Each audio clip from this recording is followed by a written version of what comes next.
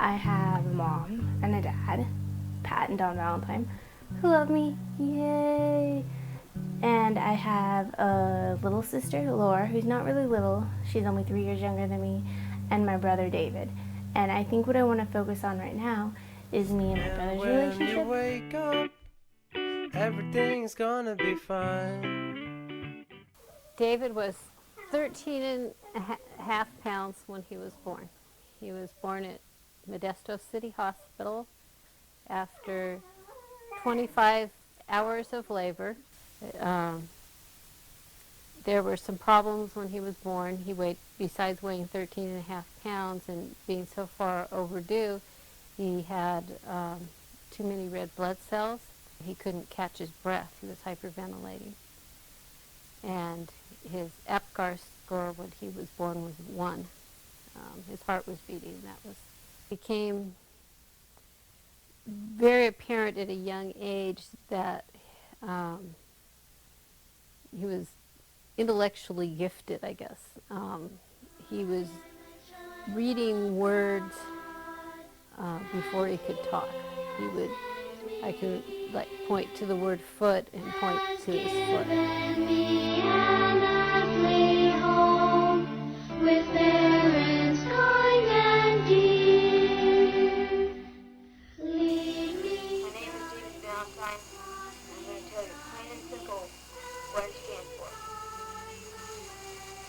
I am pro-life except for the exceptions of medical reasons and race. I plan to cut taxes and government spending. I will not give in to the environmentalist pressure.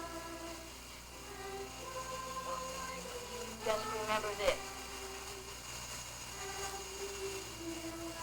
Time for change. Time for David Vallentyne. Act. Tax. Lead me, guide me, walk beside me, help me find the way. Teach me all that I must do to live with him someday. I am a child of... One of the things that was, I don't know, unique about David was his lack of guile. He never lied to us. I can't ever remember him saying anything that he didn't think was the truth. Lead me, guide me, walk beside me, help me find the way. Teach me all that I must do to live with him someday. As David told me that when he was 3 years old, he had a lesson in his primary class about Ammon, and he was a missionary who cut off the arms of people who were trying to steal the king's sheep and attack the other people who were watching the sheep. And he said that that's when he decided that when he grew up he wanted to be a missionary too. Well, one of the traditions in the mission home was to try to drink a whole gallon of milk in one setting, and what happens is the milk curls in your stomach and makes you throw up. But he had a great sense of humor. I am a child of God. I am a child that serves His sorrow. If I but learn to do His will, I'll live with Him once more. Oh, lead me, guide me, walk beside me, help me find the way. And my brother came home from his mission. And shortly after that, he was going to a church activity and he was killed. With him someday.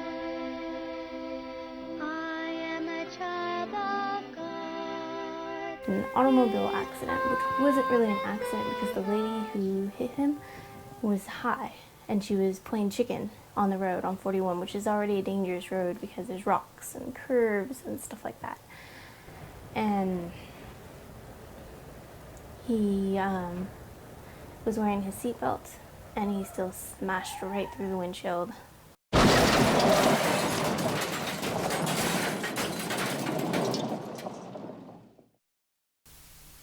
At the time, the main witness, one of the main witnesses who had stopped,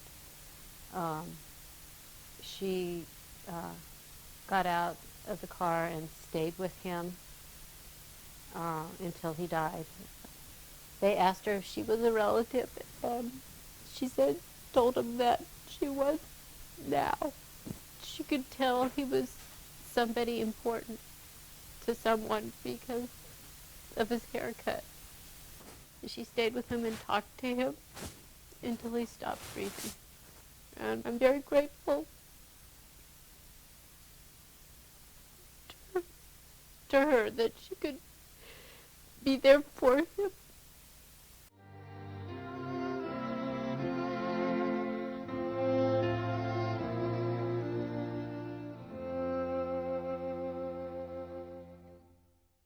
And because her insurance paid out on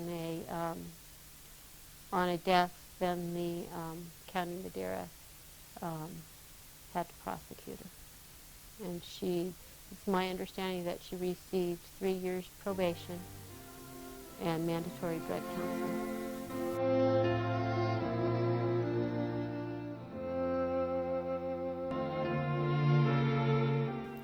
I hate the lady who killed him. Like, I've never hated someone so much in my life, and I just want to walk up to her and hit her with an axe in the face. That would make me happy. I think my biggest regret was not having the type of relationship that I would want with him. It was definitely one of my bigger regrets. I miss my brother a lot. It's usually when there's big events that are happening, like weddings and Christmases and stuff like that. It's hard to think that, you know, he won't be there when I get married and he won't be there when I graduate from college and, you know, all those things that he won't be there for. I think his death was hardest for my mom than it was for me because I hadn't seen him in so long before he died. It had been over 2 years since the last time I'd seen him, and just talking to him through letters, it just seems like, you know, maybe if I send letters in the mail, he'd still get them, almost. I know it's weird and creepy, but it still kind of feels that way. Having a child die changes you just as much as having a child born. You're not the same. Ever in the same way that you're not the same once you have a child. I think being Mormon really helped with being able to handle his death, because knowing that he's in heaven and happy is really, really good to have. I know it helped my mom a lot too.